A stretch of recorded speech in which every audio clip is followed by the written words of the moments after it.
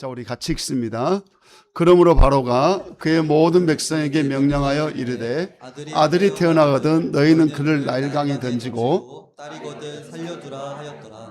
레위 가족 중 한 사람이 가서 레위 여자에게 장가들어 그 여자가 임신하여 아들을 낳으니 그가 잘생긴 것을 보고 석 달 동안 그를 숨겼으나 더 숨길 수 없게 되매 그를 위하여 갈대 상자를 가져다가 역청과 나무진을 칠하고 아기를 거기 담아 나일강과 갈대 사이에 두고 그의 누이가 어떻게 되는지를 알려고 멀리 있었더니 바로의 딸이 목욕하려 나일강으로 내려오고 시녀들은 나일강 건널 때에 그가 갈대 사이에 상처를 보고 시녀를 가져다가 열고 그 아기를 보니 아기가 우는지라 그가 그를 불쌍히 여겨 이르되 이는 이브리 사람의 아기로다.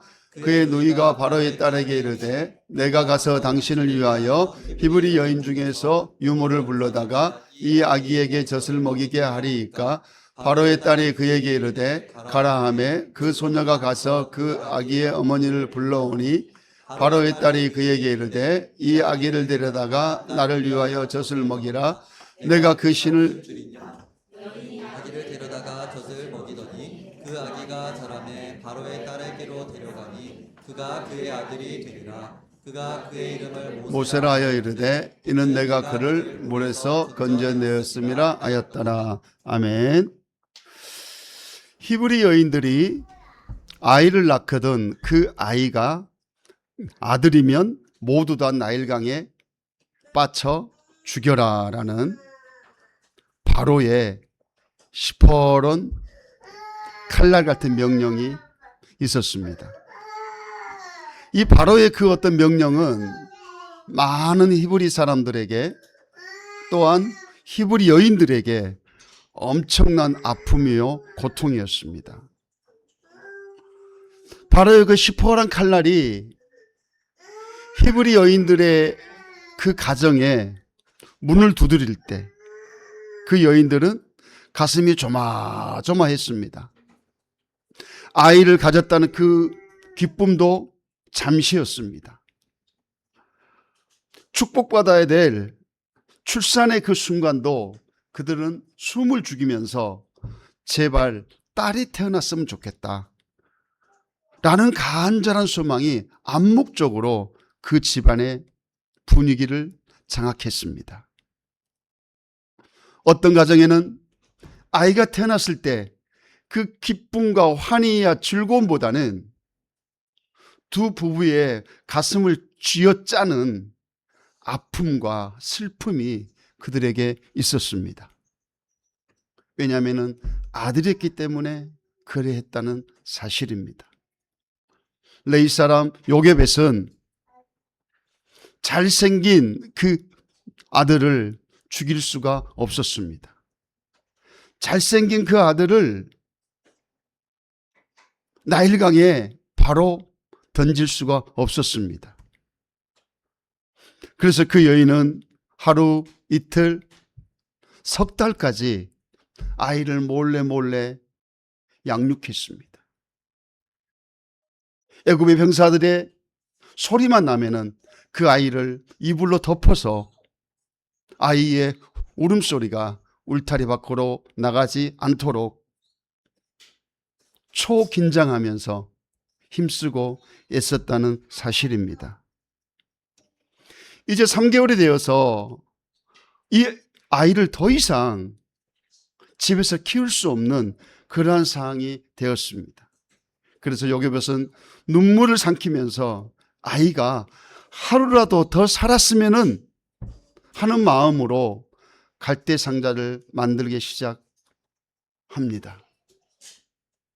이 여인은 아이를 갈대 상자에 넣기까지 이 아이를 나일 강물에서 보호하기 위해서 갈대로 상자를 만들면서 역청, 지금으로 말하면 골탄입니다. 아스팔트 깔 때 쓰는 그 까만 골탄, 그걸 가지고 틈새를 다 메꿉니다. 그리고 그 위에는 나무진, 송진입니다. 송진. 소나무를 이렇게 베었을 때 거기서 나오는 그 진액, 그걸 가지고 골탄을 싹 덮습니다. 그래서 그 아이가 들어가서 요동칠 수 있는, 그 아이가 마음껏 움직일 수 있는 그 크기만의 갈대상자를 쫙 만듭니다. 아주 세밀하고 꼼꼼하게 물 한 방울 들어올 수 없도록 철저하게 갈대상자를 만들었던 것입니다. 사랑하는 성도 여러분, 그 여인의 그 모습을 한번 상상해 보십시오. 그 여인의 가슴이 얼마나 아프고 찢어졌을까요? 내 손으로 더 이상은 이 아이를 지킬 수 없다는 엄마의 그 간절한 애통한 그 마음을 여러분이 깊이 한번 헤아려 보시기 바랍니다. 아이를 지키지 못하고 아이를 키우지 못하는 그 부모의 마음은 겪어보지 않는 사람은 알 수가 없을 겁니다.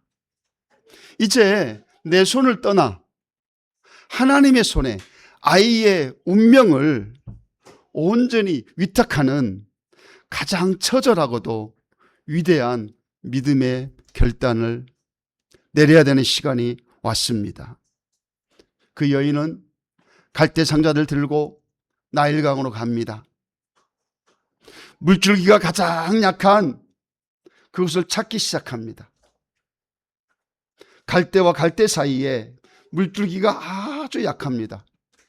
그곳에 아이를 놓아두고 도저히 그 아이를 바라볼 수가 없어서 그 아이의 누이 미디안에게 저 갈대상자가 어떻게 되는가 지켜보라고 지시하고 본인은 집으로 가 펑펑 웁니다. 그런데 그때에 바로의 공주가 시녀와 함께 목욕을 하기 위해서 그 갈대상자가 있는 물줄기가 아주 약한 그곳으로 향해서 걸어오고 있습니다. 어떠한 시녀가 그 상자를 발견했습니다. 그 공주가 상자를 가져오라 합니다. 그리고 상자를 열어보라 합니다. 상자를 열어보니까 똘망똘망한 남자아이가 울고 있습니다. 그 순간 누이 미디아는 그 순간을 놓치지 않고 곧바로 공주에게 달려가서 이 아이는 히브리 여인의 아이입니다. 이 아이에게 젖을 먹일 수 있는 유모를 제가 구해다가 드리겠습니다.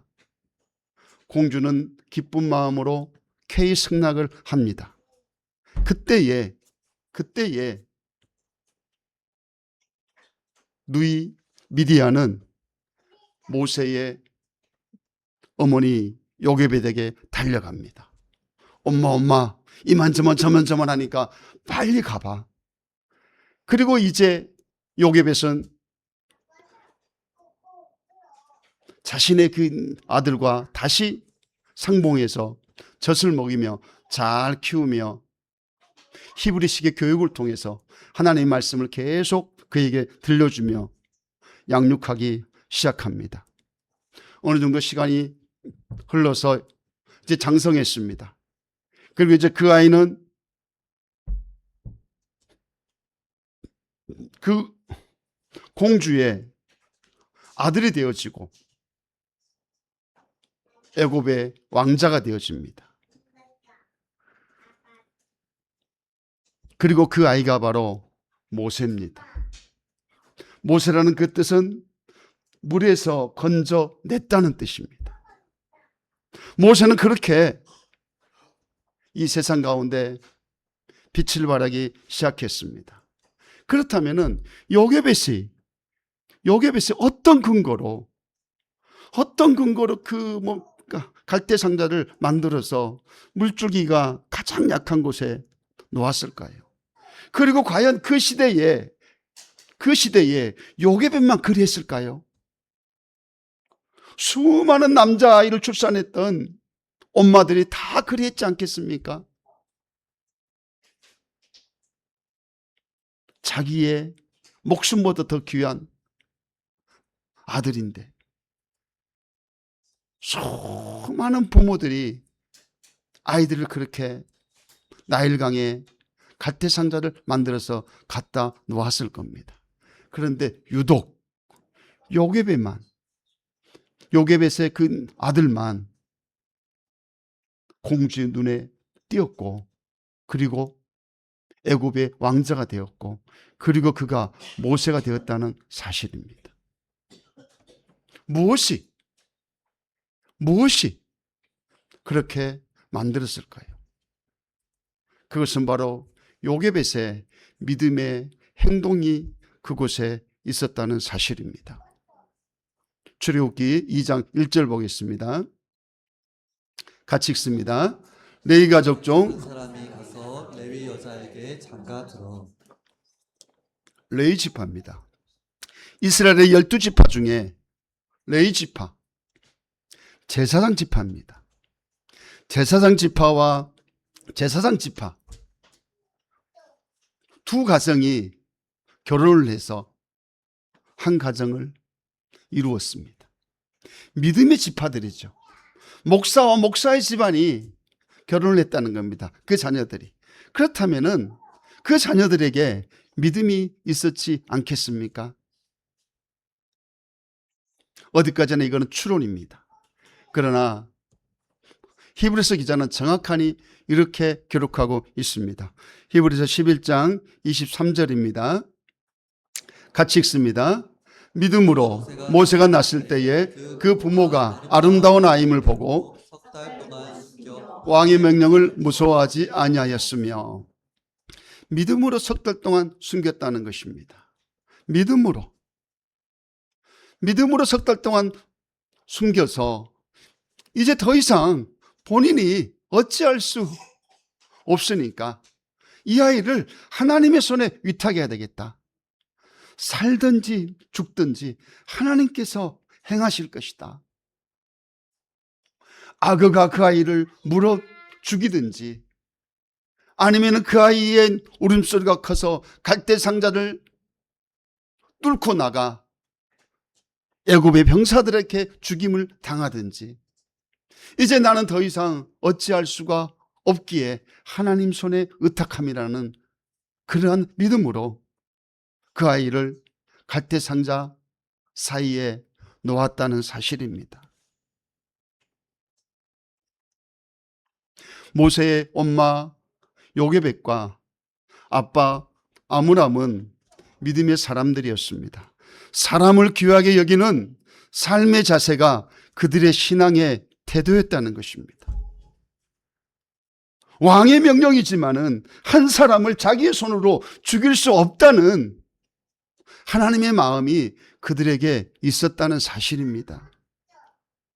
이 땅에는 귀하고 천한 생명 없습니다. 모든 생명이 다 귀하고 소중하다는 사실을 깨닫기를 주의 이름으로 축복합니다. 그게 믿음의 사람입니다. 믿음의 사람은 사람을 차별하면 안 됩니다. 믿음의 사람은 사람을 등급을 나누면 안 된다는 사실입니다. 믿음의 사람은 모든 생명은 귀하다, 모든 생명은 소중하다는 하나님의 그 마음이 우리의 마음이 되어야 될 줄 믿습니다. 히브리 산파들이 있었습니다. 히브리 산파들도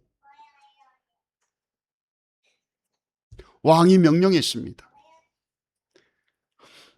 딸이 낳거든 그냥 두고 아들이 낳거든 그 자리에서 죽여라고 왕이 명령했어요. 그러나 그들도 믿음의 사람들이었습니다. 하나님을 두려워하는 사람들이었습니다. 그래서 그들은 아들이 나와도 죽이지를 않았습니다. 뭐 때문에요? 하나님을 두려웠기 때문에 그러했다는 사실입니다. 애굽 왕의 명령보다 생명을 귀하게 여기고 소중히 여기시는 하나님을 두려워했기 때문에 모세는 갈대 상자에서 살아날 수가 있었다는 사실입니다. 그의 부모가 요게벳이 이러한 믿음이 없는 사람이었다면 결코 그는 살아나지 못했을 겁니다. 모든 것이 다 믿음의 행위로 말미암아 주어지는 일들이었습니다. 우리 하나님은 믿음에 반드시 반응하십니다. 자, 한번 따라합시다. 우리 하나님은 믿음에 반응하신다. 그게 성경입니다, 여러분. 모든 성경이 믿음으로 그걸 강조하고 있습니다. 누굴 믿으라는 것이냐? 하나님을 믿으라는 것입니다. 성경의 많은 인물들을 살펴보면은 믿음으로 걸었던 사람들, 믿음으로 행했던 사람들, 믿음으로 순교했던 그 모든 사람들은 하나님이 다 인정하셨습니다. 또한 뿐만 아니라 하나님의 명령 앞에 순종했던 사람들이 성경에 참 많습니다. 노아의 방주를 지었던 노아라는 사람이 있었습니다. 이렇게 햇빛이 쨍쨍한 대낮에 하나님께서 저 아라랏산 맨 꼭대기에 있다가 방주를 지으라 합니다. 이게 미친 일 아닙니까? 아니, 이렇게 햇빛이 쨍쨍한데 아라랏산 저 꼭대기에 있다 방주를 지으래. 모세 그 말씀에 순종합니다. 모세가 아니네. 노아 그 말씀에 순종합니다. 그래서 노아의 그 아비의 믿음 때문에, 아비의 그 순종 때문에 온 가족이 다 구원받은 축복을 받았습니다. 아브라함도 마찬가지입니다. 하나님께서 명령이 있습니다. 본토 친척 아비 집을 떠나라고 명령이 있습니다. 그 말씀에 순종해서 갔더니 믿음의 조상이라는 호칭을 얻게 되었습니다. 노아나 아브라함이나 다윗은 말씀에 순종해서 그렇게 행했습니다. 그러나 요게벳은 하나님께서 네 아이를 갈대상자에 담아서 날강에다가 놓아라고 말씀하지 않으셨습니다. 그냥 하나님을 믿는 믿음으로 행한 것입니다. 죽든지 살든지 하나님께서 행하실 것이다라는 그 믿음. 하나님이 명령했던 흔적이 없어요, 성경 가운데. 요게벳아, 이 아이가 장차 모세가 될 것이니 이 아이를 갈대상자에 담아서 나일강에 갖다 놓아라. 그러면 내가 그 아이를 잘 양육해서 바로의 왕자가 되어서 이스라엘을 출애굽시키는 놀라운 지도자가 될 것이다. 이러한 말씀이 성경에 없습니다. 요게벳에게 하나님은 요게벳에게 어떤 명령도 어떤 말씀도 주지 않았습니다. 그러나 요게벳은 자기의 믿음으로 그렇게 행했다는 사실입니다. 자기의 믿음으로 하나님께서 이 아이를 죽이든지 살리든지 하나님의 손에 맡깁니다는 그 처절한 믿음, 하나님을 의지할 수밖에 없었던 그 안타까운 현실, 그러한 믿음을 우리 하나님은 저버리지 않았다는 사실입니다. 그러한 믿음을 우리 하나님은 저버리지 않고 요게벳의 그 소망에 따라 아이를 살려냈다는 사실, 여러분 믿으시기를 주의 이름으로 축복합니다. 우리의 삶의 현장이 바로 그리 되어야 된다는 사실입니다. 어찌 보면 여러분들이 이 세상을 살아갈 때 하나님의 음성이 들립니까? 하나님께서 이거 해라 저거 해라 그거 하지 마라 이거 하지 마라 이렇게 말씀하십니까? 모든 것이 다 율법적이지 않습니까? 도덕과 윤리의 그 기준에 맞추어서 행동하지 않습니까? 그래서 내가 도덕과 윤리를 잘 지키면은 내가 정말 믿음 있는 사람이다라고 여러분 스스로를 인정하지 않습니까? 그러나 우리의 믿음의 수준은 도덕과 윤리를 뛰어넘습니다, 여러분. 우리의 믿음의 수준은 도덕과 윤리를 뛰어넘습니다. 모든 일에 믿음으로 하십시오. 누구에게도 말하지 못하는 여러분의 아픔이 있습니까? 하나님이 그 아픔을 가지고 내게 나오라, 내가 너를 치료해 준다, 이렇게 우리에게 말씀하지 않습니다. 그러나 믿음으로 가십시오. 믿음으로 행하십시오. 믿음의 여인 한나를 잘 알 겁니다. 그 여인은 아이를 낳지 못하는 그 아픔 때문에 하나님 앞에 와서 통곡했습니다. 그런데 오늘 통곡하니까 내일 아이가 생겼습니다. 결코 그렇지 않았을 겁니다. 성경이다 보니까 한나가 기도했더니 아이가 생겼더라. 바로 그렇게 기록되어 있지만은 침묵하기를 좋아하신 우리 하나님, 침묵을 본인의 캐릭터로 생각하시는 우리 하나님 취향을 보실 때 결코 한 번 기도했더니 응답 주시는 그런 일은 안 일어납니다. 한나도 숱하게 기도했을 겁니다. 수많은 나날 믿음으로 기도했을 겁니다. 하나님이 한나에게 내가 네에게 아이를 주겠다 이렇게 말씀하신 적이 없어요. 그러나 그 여인은 믿음으로 기도한 겁니다. 언제 되어질지도 모릅니다. 아무리 기도를 해도 자기의 몸에 변화가 없습니다. 그럼에도 불구하고 그 여인은 계속 하나님 앞에 나갔습니다. 하나님께 주실 거야. 하나님께서 언젠가 해주실 거야. 그게 우리의 믿음의 자세라는 것입니다. 그게 우리가 나아가야 될 길이라는 것입니다. 여러분의 자녀를 위해서 여러분이 기도합니까? 여러분 남편을 위해서 기도합니까? 여러분의 사업장을 위해서 기도합니까? 그런데 아무 변화가 없어. 아무리 기도를 해도 아무 변화가 없어. 그래서 우리 대부분 다 기도를 포기하지 않습니까? 포기하지 마십시오. 우리가 믿음으로 계속 나아갈 때에 하나님은 반드시 그 믿음에 반응한다는 사실 기억하시기를 축복합니다. 그게 믿음의 세계입니다, 여러분. 그게 믿음의 세계예요. 하나님은 도깨비 방망이가 아닙니다. 하나님은 도깨비 방망이처럼 먼 나라로 뚝딱 커피 자판기가 아닙니다. 하나님은 끊임없이 믿음으로 우리가 나아갈 때에 하나님이 역사한다는 사실을 기억하시고 오늘이나 내일이나 한 달 후나 1년 후나 범사에 믿음의 발걸음을 여러분이 행하시기를 주의 이름으로 축복합니다. 하나님의 음성이 내게 들리지 않다 할지라도 하나님의 사인이 내게 없다 할지라도 내가 해야 될 일에 최선을 다하면서 내가 해야 될 일에 집중하면서 믿음으로 기도하시고 믿음으로 성경 보시고 믿음으로 예배 드리시고 믿음으로 전도하시고 믿음으로 헌금하시고 믿음으로 이웃을 사랑하시고 믿음으로 모든 것을 우리가 행하는 일들마다 그 위에 믿음으로 이렇게 행할 때에 우리의 믿음 위에 하나님이 큰 복으로 역사해 주시기를 주의 이름으로 간절히 축복합니다. 우리 하나님 앞에 찬양 드리겠습니다. 선한 능력으로.